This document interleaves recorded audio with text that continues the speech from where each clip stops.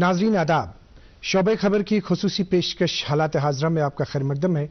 मैं हूं आपका मेज़बान फयाज अहमद फयाज। नाजरीन, जैसा आप जानते हैं कि दूरदर्शन न्यूज़ के इस खुसूसी शो के ज़रिए से हम मुख्तलिफ महकमों के हवाले से इंफॉर्मेशन पहुंचा देते हैं।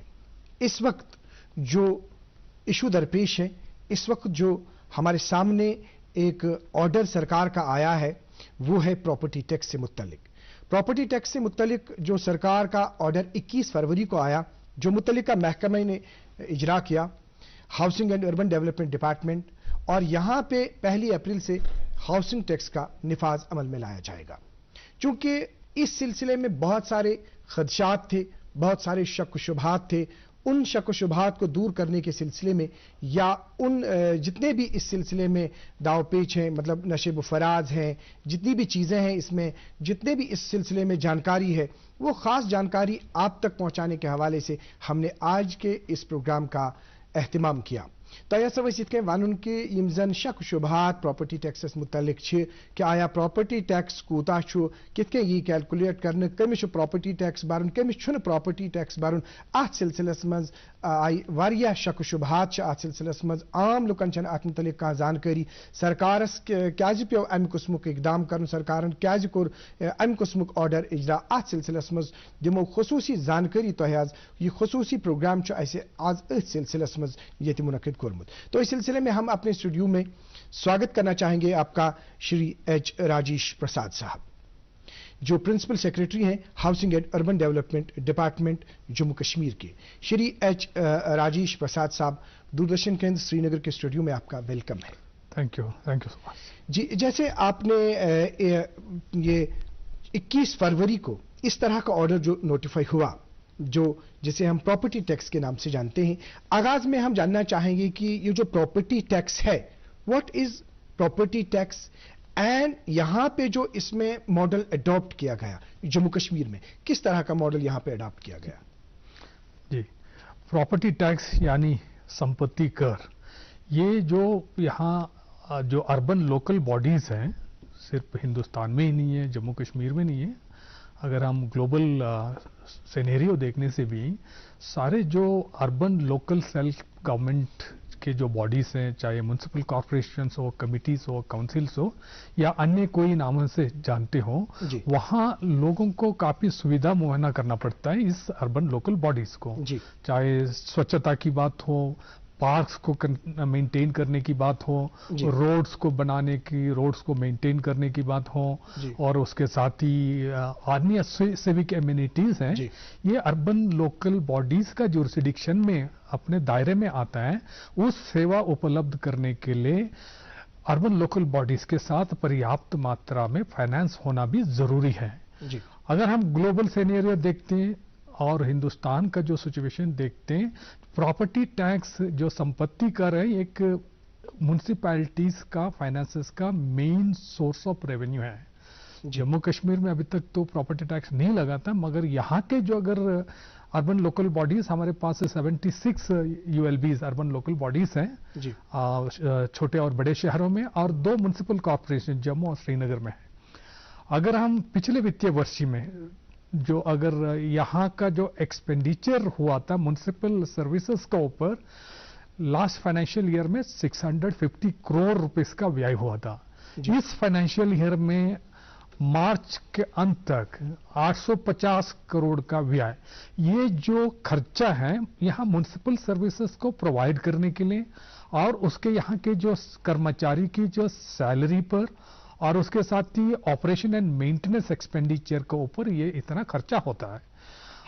एक मानक है, जो एक स्टैंडर्ड मानक के हिसाब से 50% ऑफ दी जो ऑपरेशन एंड मेंटेनेंस एक्सपेंडिचर को लोकल बॉडीज अपने स्तर पर ही कर लगा के या अन्य कर के जो रिसोर्सेस को मोबिलाइज करके उसको मुआयना करना पड़ता है। मगर हम जम्मू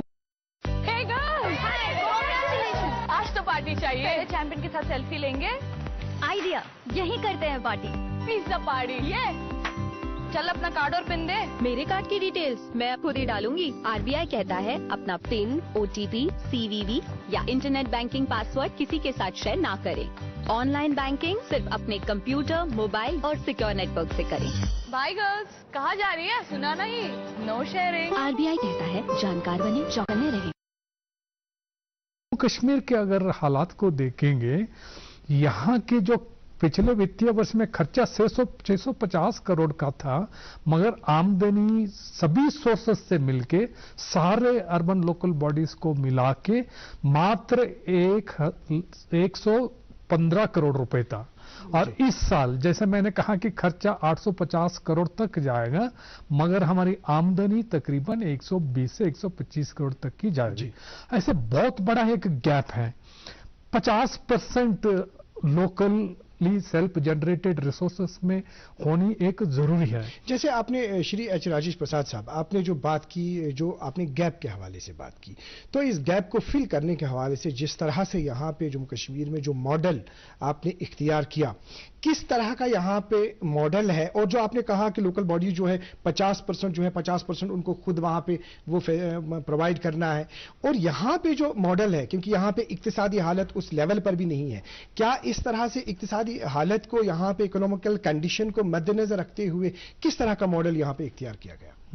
बिल्कुल, यहाँ के जो इकोनॉमिक कंडीशंस हैं, लोगों के हालात हैं और ओवरऑल डेवलपमेंट को नजर में रखते हुए ही हमने ये प्रॉपर्टी टैक्स का प्रपोजल अभी लागू करने के लिए फैसला लिया है। हमने एक तो यहाँ एक जो बेसिक बात है, जो प्रॉपर्टी टैक्स जो रेवेन्यू के जो सर्कल रेट्स होते हैं, जो प्रॉपर्टी रजिस्ट्रेशन के लिए तय होते हैं, उसको हमने बेस माना है। Capital value of the property जो जिसको कहते हैं, उसको बेस मान के अगर जो सर्कल रेट जो है अलग अलग इलाके में अलग अलग वेरी होता है। जहां जिस इलाके में प्रॉपर्टी सिचुएटेड है उसका 10% ऑफ द सर्कल रेट जो उसको बेस मान के उसके ऊपर कई और फैक्टर्स होंगे। जैसे अगर म्युनिसिपल कॉर्पोरेशन में होगा तो उसका फैक्टर ये एक माना जाएगा, जैसे काउंसिल एरिया में होने से उसको 0.75 यानी 75% का उसका वेटेज होगा, या म्युनिसिपल कमिटी छोटे जो अर्बन लोकल बॉडीज में होने से उसको 0.5 यानी 50% आधा उसका वेटेज होगा। उसके साथ ही प्रॉपर्टी की टाइप क्या होगी, प्रॉपर्टी अगर रेसिडेंशियल होने से उसका कम होगा, अगर कमर्शियल दूसरे इंडस्ट्रियल वगैरह होने से ग्रेडेड वे में उसकी वेटेज ज्यादा होगी। उसके साथ ही हमने रखा कि यूज क्या है, use commercial use, residential use और इंडस्ट्रियल यूज का फैक्टर भी होगा।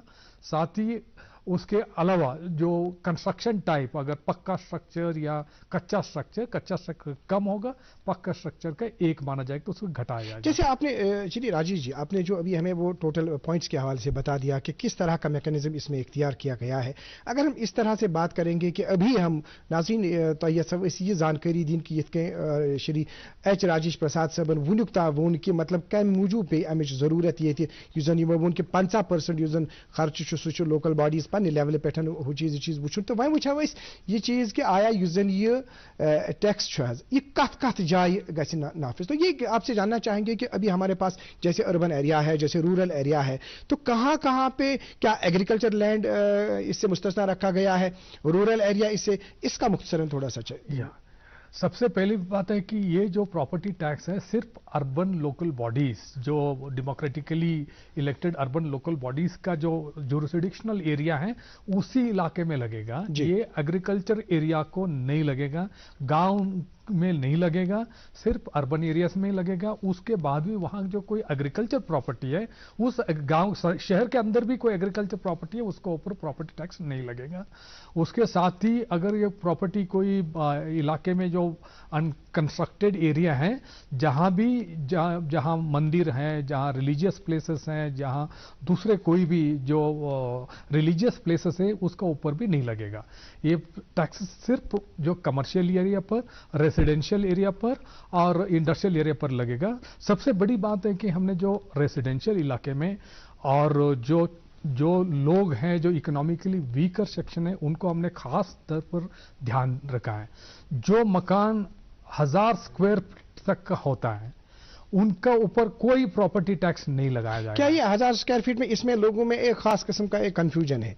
वो बोलते हैं कि जैसे मतलब अगर मकान की बेस है, बेस क्या ये base first floor second floor total 1000 square feet है कि या सिर्फ बेस का 1000 स्क्वायर फीट? माना जाएगा? ये एक्चुअली बिल्ट अप एरिया इसको माना Built जाता है। बिल्ट अप एरिया, अगर फ्लोर है ऊपर, फर्स्ट फ्लोर, सेकंड फ्लोर, उसको सबको लिया जाएगा। 1000 स्क्वायर फीट, हम कहने का मतलब ये है कि जिसका टोटल एरिया होगा बिल्डिंग का। हाँ, टोटल बिल्ट अप एरिया होगा, जिसका built up area 1000 square feet से कम होगा, सिर्फ उनको छूट मिलेगी। उससे 1000 फीट से ज्यादा होने से एक ग्रेडेड वे में टैक्स लगेगा। जी जी, इसके नाज़रीन यमो वोन वुनुक तानत आय ऐसी यम के कथ ब्रोह कुन यथ मज यमो वोन कि एग्रीकल्चर लैंड युस जन छु तथ पे छु ये टैक्स, या एमवारे जन यम जन मतलब रूरल एरिया छु तथ पे छु ये टैक्स, तो बे युस जन यमो 1000 स्क्वायर फीट अथ मज बड़ कंफ्यूजन कि आया ये 100 स्क्वायर फीट क्या गो, यह टोटल बिल्ट अप एरिया, यानी युस जन टोटल मकान बनित आसि, चाहे सह गोडनुक पोहर आसि, दोयम पोहर आसि, यथ मज रोजान आसन टोटल अगर ये 100 स्क्वायर फीट तान छु अथ मज कहीं थी टैक्स। अगर ये 100 स्क्वायर फीट ज्यादा आओ तो उस सूरत में इसके टैक्स है। अब हमारे पास एक सवाल ये है कि यहां पे जो अभी हमारे पास एक ऐसा भी तबका है जो मतलब इकोनॉमिकली जो वीक है, अब ये चीज है कि जो लो कॉस्ट जो है, लो इनकम हाउसिंग जो है, उनको क्या इस टैक्स से कोई फायदा उनको मिलेगा? बिल्कुल उनके लिए फायदा मिलेगा। मैंने जैसे कहा कि 1000 स्क्वायर फीट तक के मकान के दायरे में तो प्रॉपर्टी टैक्स बिल्कुल आता ही नहीं है जी। अगर 1500 स्क्वायर फीट तक अगर जिसका मकान है जी, उनके लिए हमने एक तो जो है ना जो 25% छूट दिए, उसके साथ ही जो प्रॉपर्टी टैक्स हम यहाँ जो लगाए हैं कि ये इंडिया में सबसे लोवेस्ट है, और जो 1500 स्क्वायर फीट तक के मकान के लिए एक नॉमिनल प्रॉपर्टी टैक्स ही भरना पड़ेगा सालाना। ये तकरीबन अलग अलग एरिया में जैसे प्रॉपर्टी जो रजिस्ट्रेशन रेट के हिसाब से जो उसकी तय होगी, मगर जो एवरेज रेट आ जाएगा कम से 500 से 600 रुपए जैसा उतना आएगा। तो यानी मंथली अगर आप डिवाइड करेंगे तो 50 रुपए पर मंथ या 60 रुपए पर मंथ उतना ही भार पड़ेगा जो मिडिल क्लास के लोग। अभी जो यहाँ पे कहा गया कि एक क्लेम ये किया गया कि यहाँ पे जो प्रॉपर्टी टैक्स का निफाज अमल में लाया गया, इसमें जो मॉड्यूल अपनाया गया वो बनिस्बत के कंट्री के बाकी हिस्से जो हैं वो उससे कम है, यहाँ पे कम लागू किया। क्या हमारे पास कोई ऐसी एग्जांपल है कि जिससे हमें ये पता चले कि आया बाकी जगहों पे इस तरह से यहाँ से ज्यादा है और यहाँ पे इस तरह से कम लगाया गया है? इस तरह की कोई हमारे पास कोई पिक्चर है? बिल्कुल है। अगर हम यहाँ जो हम जम्मू कश्मीर में प्रॉपर्टी टैक्स को जो लगाया उसको हम अगर कंपेयर करके देखते हैं जो कंपेरेबल शहर में लाइक शिमला के साथ कंपेयर करेंगे, देहरादून के साथ करेंगे, या अंबाला के साथ करेंगे, या लुधियाना के साथ करेंगे, या चंडीगढ़ के साथ कंपेयर करके देखने से हमने कैलकुलेट करके देखने से पाया कि ये 1/10 यानी 10% ही है जिन शहरों से जो लगाया उसका 10% है। उतना ही नहीं, अगर हिंदुस्तान के सारे शहरों में अगर हम कंपेयर करके देखेंगे ये one of the lowest in the country है। जी, सवाल हमारे पास दूसरा पैदा होता है कि अभी जो ये 1 अप्रैल से जो ये कहा गया है कि ये लागू होगा, क्या ये इसी साल होगा, कब होगा, और किस तरह से इसकी कलेक्शन जो है वो किस तरह से होगी? बिल्कुल इसी साल में 1 अप्रैल से ये लागू होगा। इसका कलेक्शन एक्चुअली एडवांस में टैक्स को भरना पड़ेगा 2 किस्तों में।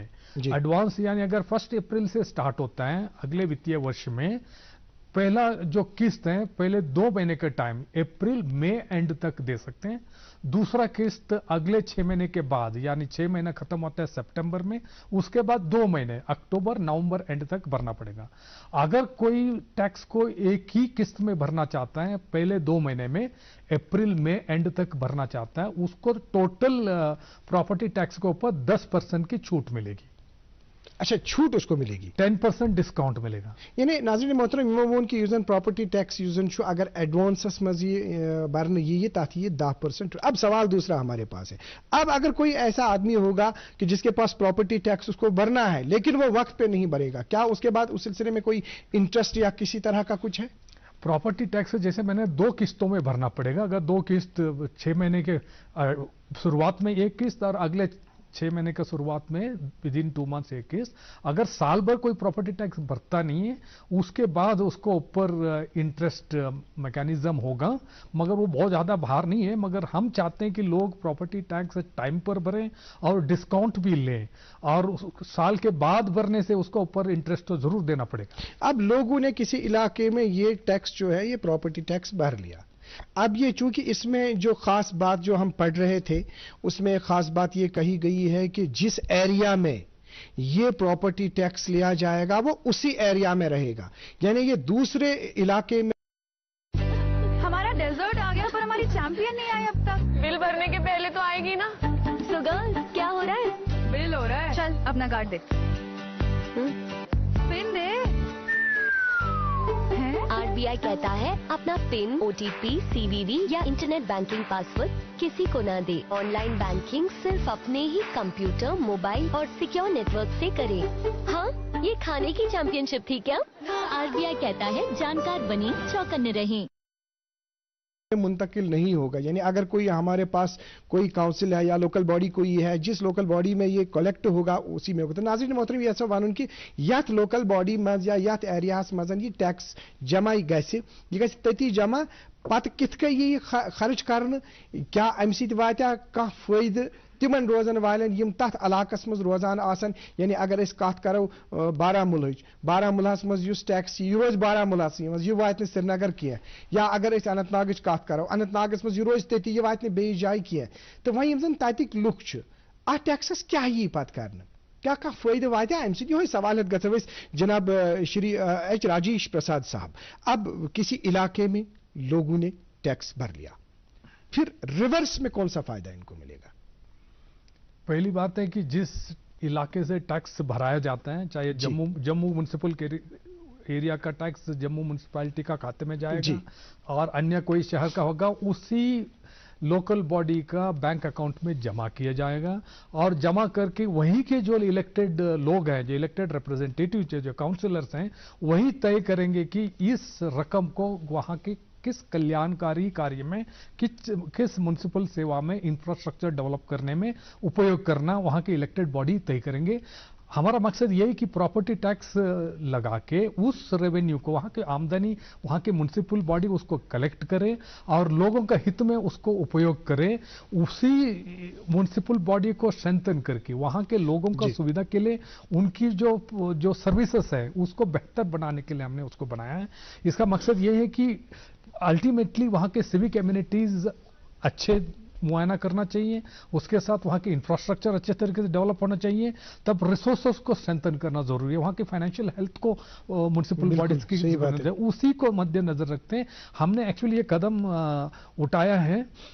एक तो म्युनिसिपल फाइनेंसेस को सुधारने के लिए, उसके साथ ही म्युनिसिपल सर्विसेज को इंप्रूव करने के लिए।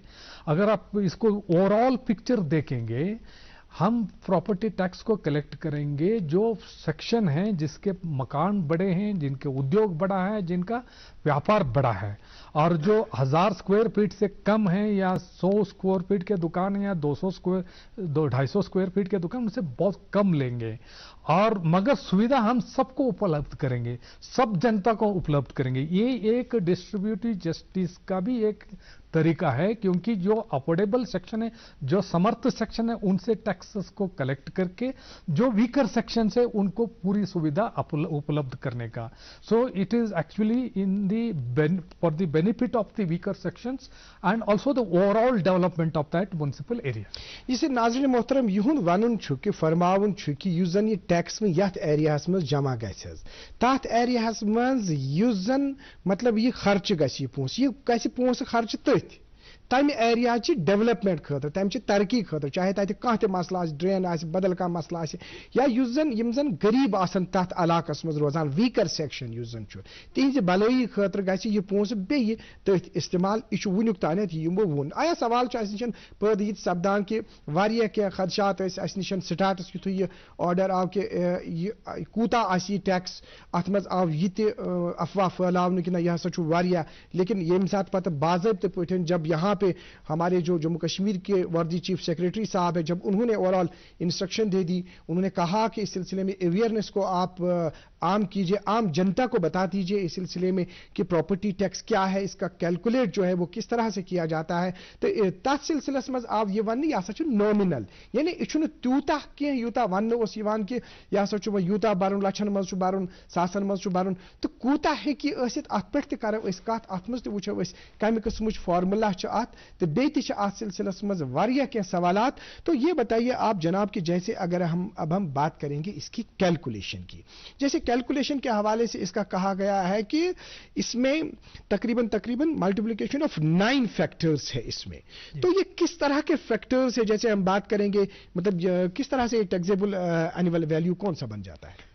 टैक्सेबल एनुअल वैल्यू का बेस सर्कल रेट की, प्रॉपर्टी की सर्कल रेट है, उसको बेस मान के उसके बाद उस पे यूज फैक्टर होगा, कमर्शियल, इंडस्ट्रियल या रेजिडेंशियल यूज फैक्टर होगा, उसके साथ प्रॉपर्टी की एज फैक्टर भी होगा, प्रॉपर्टी पक्का या कच्चा फैक्टर ये भी यूज होगा, और उसके बाद रेसिडेंशियल कमर्शियल ये तो होगा ही, उसके साथ अन्य टोटल 9 फैक्टर्स को मिला के उसकी कैलकुलेशन होगा। और सेल्फ यूज के लिए 25% का छूट मिलेगी, और प्रॉपर्टी टोटल ओवरऑल अगर ये सारे फैक्टर्स को मिला के उसका एक डेफिनेट फॉर्मूला दिया है। और लोगों को सुविधा करने के लिए, लोगों को उसको आसान तरीके से कैलकुलेट करने के लिए हमने टैक्स कैलकुलेटर को प्रिपेयर करके हमने सोशल मीडिया में भी दिया, हमारा वेबसाइट में भी लॉन्च किया। अगर किसी को कोई भी अगर शंका है, अपने वो प्रॉपर्टी कैलकुलेटर में अपने एरिया की सेलेक्ट ड्रॉप डाउन मेनू में एरिया सेलेक्ट करे, उसके बाद अपने मकान या अपने दुकान की एरिया कितना है वो सेलेक्ट करे, प्रॉपर्टी का एज कितना है वो सेलेक्ट करे, प्रॉपर्टी का कंस्ट्रक्शन का टाइप पक्का, कच्चा या सेमी पक्का है उसको सेलेक्ट करे, जैसे म्युनिसिपल एरिया में है, कॉर्पोरेशन एरिया में है, उसका फैक्टर को सेलेक्ट करे। ये सारा 9 फैक्टर को सेलेक्ट करने के बाद ऑटोमेटिकली ये टैक्स पेबल अमाउंट आ जाता है, कैलकुलेटर में अपने आप आ जाता है। तो आसान तरीके से हमने उसको, लोगों को असुविधा ना हो उसको नजर रखते हमने टैक्स कैलकुलेटर भी ऑलरेडी पब्लिश कर दिया है। नाज़रीन मोहतरम ये इमो फर्मो कि युजन टैक्स कैलकुलेटर युजन जो सुच आमुतन इजरा कर वेबसाइट पे तथ पे वन सब कशर लफ्जन मज ये अमिच वजाहत करें कि यह कित हेको कैलकुलेट कर, चूंकि ये साथ कैलकुलेट करान अत वोन यमो कि अत 9 फैक्टर्स को 9 जुज हसा अत कम 9 जुज अत 9 जुज रलवित नश अमाउंट बनान, तथ one taxable annual value. Use जन ये टोटल टैक्सेबल एनुअल वैल्यू बन, अगर ये फॉर एग्जाम्पल ये अमुक 5% रेजिडेंशियल एरिया, अगर मकान रोजान कुन जाए यह तमि वैल्यू 5% सह तमिस वरियस भरन। अगर वो नॉन रेजिडेंशियल कमर्शियल कह तेल 6% तो अमुक अमुक बेसिक मतलब वैल्यू जमीनस, मतलब वो सर्कल रेट वन अकिस एरिया मज बेस एरिया मज मतलब अगर लाल चौकस मज वो ज्यादा जमीन द्रोग, राजबाग मज वो ब्या रेट ये दरगाह साइडस तक यह वैरी गसान, तो तथ पे यमो यह थोमुत कि सर्कल रेट या स्टम्प ड्यूटी तथ पे सह जुज अत मिसाल पे अगर वो कुन जाए 60 लाख रुपये सरकार रेट गवर्नमेंट रेट, येतन वो 60 लाख तन अत जुज लैंड वैल्यू फैक्टर सह बन 6, या कुछ जाए अगर इस वो कहीं पे अगर हम देखेंगे कि सर्कल रेट 1 करोड़ है तो वहां पे हम 10 लेते हैं, तती 10 निन इस इथे कने लैंड वैल्यू फैक्टर अगर कुछ जाए 5 लाख तो वहां पे जो है वहां पे 0.5। तो ये चीज कि यम सारी चीज रलयित यम साथ वो तम पत् वैल्यू बनान ये गोड़े वोन कि कमर्शियल यूज तक रेट ये वोन कि रेजिडेंशियल मिसाल पे अगर वो लाल चौकस मज चूंकि यह लाल चौक प्राइम एरिया, अगर अत वो 300 स्क्वायर फीट का दुकान अमुक अत वुचान अत कैलकुलेशन करान अत दुकान तकरीबन 2200 पे 2300 तान बनान अमुक वैल्यू ये अगर वो मतलब यप राजबागस मज वो एरिया अमुक अत वो कह अमी कुसमुक तक 2000 पे 500 तान बनान। तो ये गई अमिच वजाहत कि आया युजन यह टैक्सेबल अमाउंट यह कूता तो कित यह दिन, चूंकि श्री एच राजेश साहब आपने बिल्कुल इसमें हमें समझा दिया कि इसमें कौन, जैसे आपने कहा कि इसमें कैलकुलेटर भी हमारे पास है। अब जो ये चीज़ है कि हमारे पास जो अभी एम्प्लॉयमेंट है, एम्प्लॉयमेंट की बात करेंगे, एम्प्लॉयमेंट के हवाले से काफ़ी जोर दिया जा रहा है। अब अगर ये टैक्स किसी एरिया में जमा हो गया, क्या बेनिफिशियल ये साबित होगा एम्प्लॉयमेंट के लिए या इससे एडवर्स होगा? बिल्कुल बेनिफिशियल साबित होगा एम्प्लॉयमेंट क्रिएट करने के लिए। देखिए, एक एम्प्लॉयमेंट क्रिएट करने के लिए उस इलाके में इन्वेस्टमेंट को अट्रैक्ट करना चाहिए। जब तक इन्वेस्टमेंट नहीं होगा, इंडस्ट्रीज नहीं आएंगे, व्यापार नहीं बढ़ेगा, कमर्शियल एक्टिविटीज नहीं बढ़ेंगे, इंस्टीट्यूशनल एक्टिविटीज नहीं बढ़ेंगे, इंस्टीट्यूशंस नहीं आएंगे, इन्वेस्टमेंट नहीं आएगा, तब तक एम्प्लॉयमेंट जनरेशन नहीं होगा। अगर एम्प्लॉयमेंट जनरेशन हमें करना है तो अच्छी सुविधा देनी चाहिए, अच्छे रोड्स होने चाहिए, अच्छे पार्क्स होने चाहिए, अच्छे रेसिडेंशियल इलाका होने चाहिए, इंडस्ट्रियल एस्टेट्स बढ़ना चाहिए, कमर्शियल मार्केट्स बढ़ना चाहिए, मार्केट में सुविधा होनी चाहिए, सब स्वच्छता होनी चाहिए, सीवरेज सिस्टम होना चाहिए, ड्रिंकिंग वाटर होने चाहिए, अच्छे पावर सिस्टम सप्लाई होना चाहिए। ये सारा सुविधा मुआयना करने के लिए सरकार के पास पर्याप्त मात्रा में धनराशि भी होना चाहिए, रेवेन्यू भी होना चाहिए। जब तक हम इन्वेस्टमेंट नहीं करेंगे, इंफ्रास्ट्रक्चर डेवलप नहीं करेंगे, सारे सर्विसेज प्रोवाइड नहीं करेंगे, चाहे म्युनिसिपल सर्विसेज हो, चाहे बिजली हो, चाहे पानी हो, चाहे अन्य कोई सुविधा हो, नहीं करेंगे, वहां इंडस्ट्रीज नहीं आ सकती, वहां व्यापार नहीं बढ़ सकता है। ये एक व्यापार को बढ़ाने के लिए, इंडस्ट्रीज को बढ़ाने के लिए, अच्छे क्वालिटी ऑफ लाइफ लोगों को देने के लिए, गुड म्युनिसिपल सर्विसेज देने का तरफ एक राइट डायरेक्शन में एक स्टेप हमने उठाया है।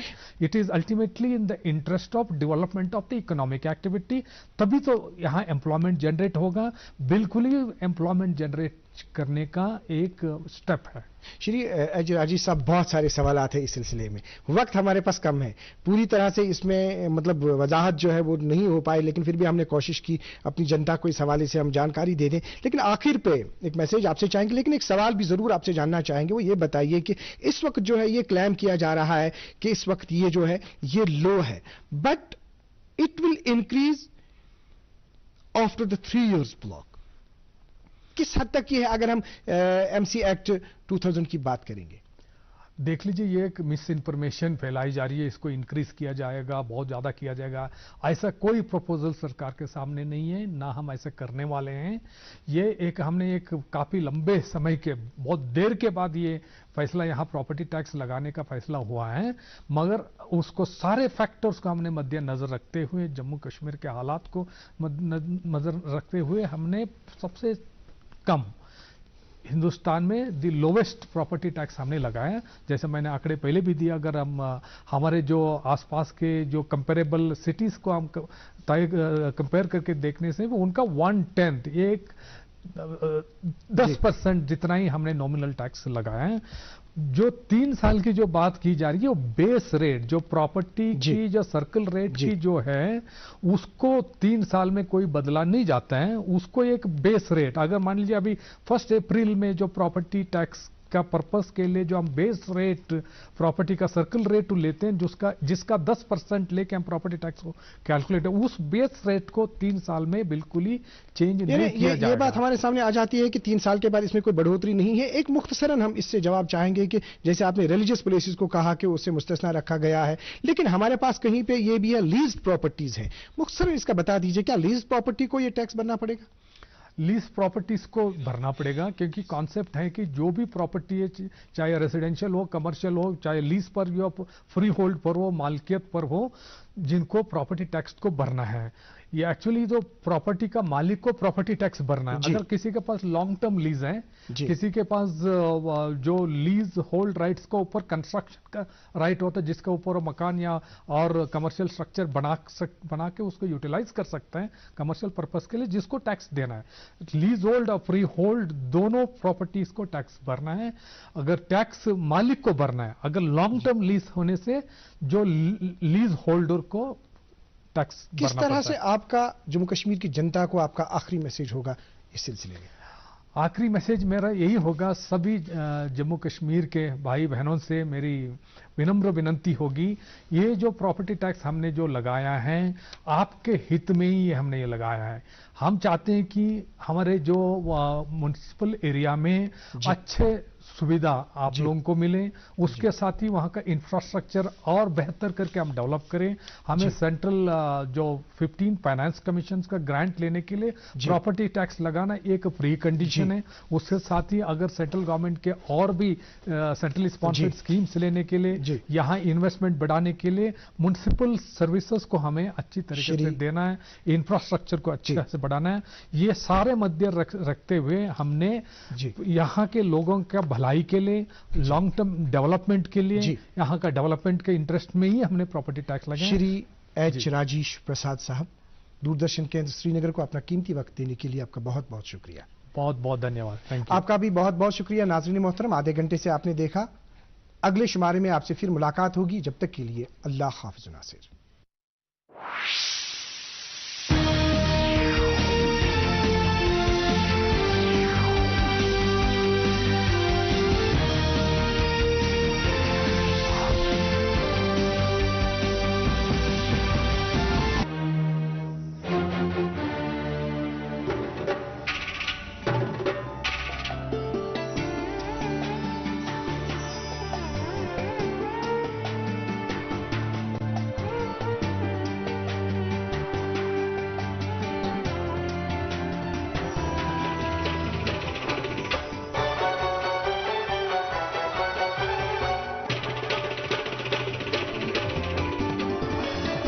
आप देख रहे हैं डीडी कश्मीर, एहसास कश्मीर का।